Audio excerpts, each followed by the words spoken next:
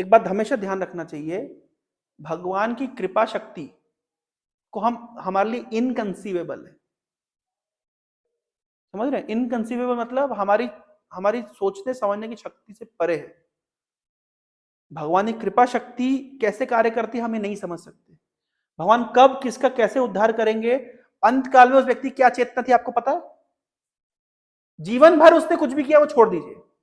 भगवान क्या बोल रहे हैं? वरा पुराण में श्लोक आता है, भगवान बोल रहे हैं कि जिस भक्त ने मेरी भक्ति करी है, कैसे भी करी, जो भी हुआ है, अंत काल में हो सकता है कि वो मुझे स्मरण ना कर पाए। कफ होगा, वात होगा, पित्त होगा, बुढ़ापा होगा, बीमारी होगी, क्या होगा, लेकिन मैं उसका स्मरण करता हूं। वो भले ही ना कर पाए, कोई बात नहीं। हम जब भी बोलते हैं ना अंत्य नारायण स्मृति, अंत्य नारायण स्मृति, लेकिन अंत में नारायण की स्मृति होगी, क्या गारंटी है? कोई गारंटी नहीं है। लेकिन कृष्ण हमारा स्मरण करेंगे, ये गारंटी है। एक छोटा सा एग्जांपल आपको देता हूं, आप खुद समझ जाएंगे। भागवतम में लिखा गया है, अजामिल के चरित्र में, सकृत एवं, सकृत मतलब एक बार भी जो कृष्ण को प्रणाम कर देता है, कृष्ण उसको अपना मान लेते हैं। एक बार भी जो भगवान राम को बोलते हैं हे राम मैं आपका हूं, उसको स्वीकार कर लेते हैं। एक बार भी, ये वर्ड लिखा है सकृत, एक बार भी। अब आप बोले एक बार भी का मतलब क्या होता है? एक बार भी, जैसे मान लीजिए अजय गोपाल प्रभु ने चोरी करी, चोरी करके ये जेल गए, 6 महीने की सजा काट के आए, इनको अपनी चोरी की सजा मिल गई, लेकिन जब भी आप इनको देखो क्या बोलोगे? चोरी करी थी, अरे चोरी करी थी, अरे चोरी करी थी। इनने बेचारे ने एक बार चोरी करी थी और इनको इनकी सजा मिल गई। लेकिन मनुष्य की चेतना कैसी है? हम लोग कितने नीचे, हमारी चेतना कैसी है? बेचारे ने एक बार चोरी करी थी, हजारों अच्छे काम किए थे, हम भूल गए। एक बार चोरी करी थी और वो भी चोरी की सजा ऑलरेडी मिल गई है, लेकिन हमने जीवन में वो परसेप्शन बना लिया कि ये चोर है। एक बार करी गई गलती का हम परसेप्शन बनाते हैं। तो हम इतने नीचे हैं कि उसने व्यक्ति ने एक बार गलती करी, वो परसेप्शन बना लिया। भगवान कितने महान है, एक बार भी जो उनको प्रणाम करेगा तो क्या उनको भूल जाएंगे? सोचने वाली बात है।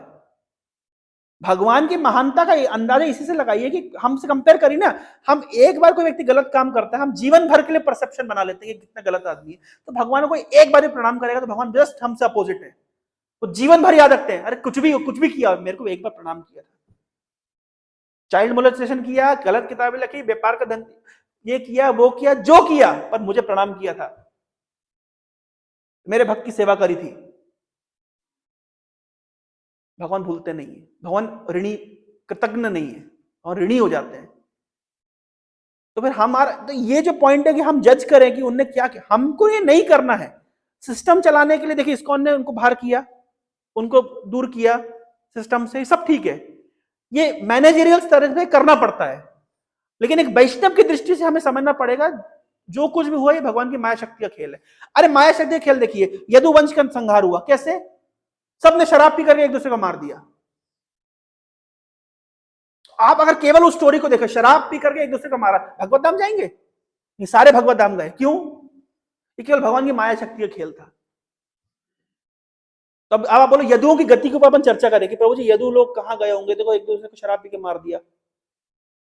अरे प्रभु शराब पी के जो मारा है ये सब कृष्ण की अंतरंगा शक्ति के आश्रय में हो रहा है, इसमें बहिरंगा शक्ति कोई रोल नहीं है। इसलिए वैष्णव को इस दृष्टि से देखना चाहिए, वैष्णवेरा क्रिया मुद्रा विज्ञ ना बुझाए।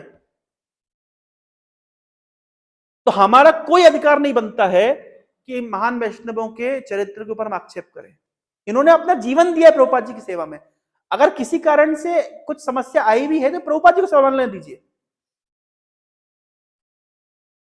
और हमारी गति क्या होगी? हमारी गति, हम अगर अगर प्रभुपाद जी उनकी दायित्व ले रहे हैं, प्रभुपाद जी हमारा दायित्व भी लेंगे, प्रोवाइडेड हम अपनी तरफ से सिंसियर रहे।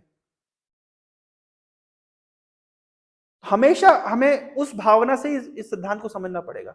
हल्द्रामा जी एक अच्छा एग्जांपल देते हैं, बोले भगवान को हम प्रणाम करते हैं, कोई मान लीजिए कितना से कितना बड़ा अंडरवर्ल्ड का डॉन हो, कितना भी क्रूअल व्यक्ति हो,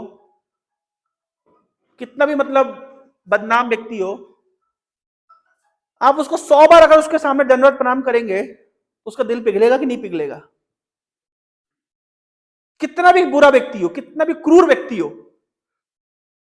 अब आप मान लीजिए भक्ति में आए प्रभु जी, आपको कितना साल हो गया? 19 ईयर्स, 20 मान लें चलिए, एक दिन में कितनी बार प्रणाम करते? कम से कम 3 बार। तो दिन का कितना हो गया? 3 बार। महीने का कितना हो गया? 90 बार। साल का कितना हो गया? कितना? 1080 को 20 से मल्टीप्लाई करिए, तो क्रूर से क्रूर व्यक्ति का दिल भी पिघल जाता है उसका 2-4 बार आप प्रणाम कर दें।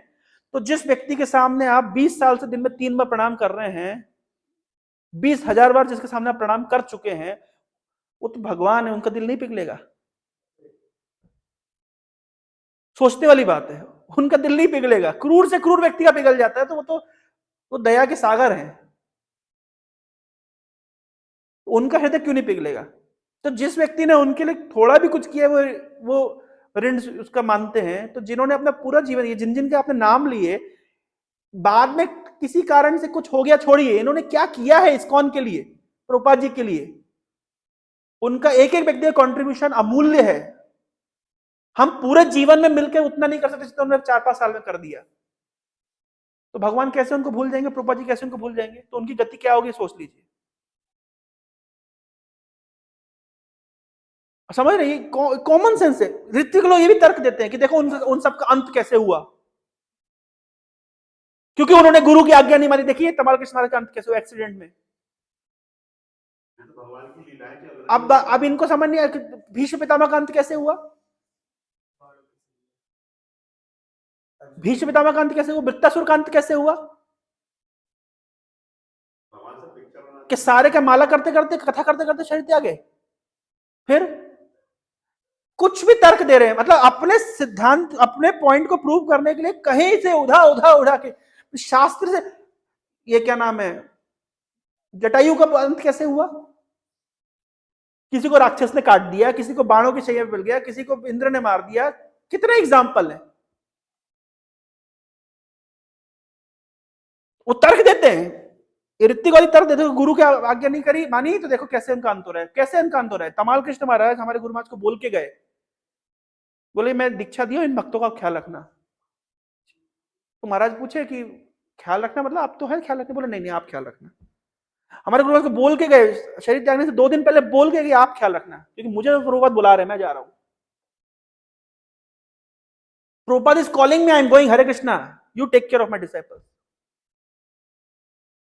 और हमारे गुरु महाराज सेम चीज बोल करके गए, प्रभुपाद इज कॉलिंग मी। और क्या प्रमाण चाहिए?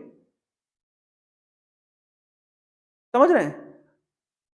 तो हम लोग बहुत सेफ बोट में है, हमारी गति अच्छी ही होनी है। हम कुछ भी नहीं करेंगे ना, मान लीजिए वैसे तो नहीं करा, कुछ भी नहीं करना चाहिए, लेकिन कुछ भी नहीं करेंगे तो भी हम सेफ साइड है।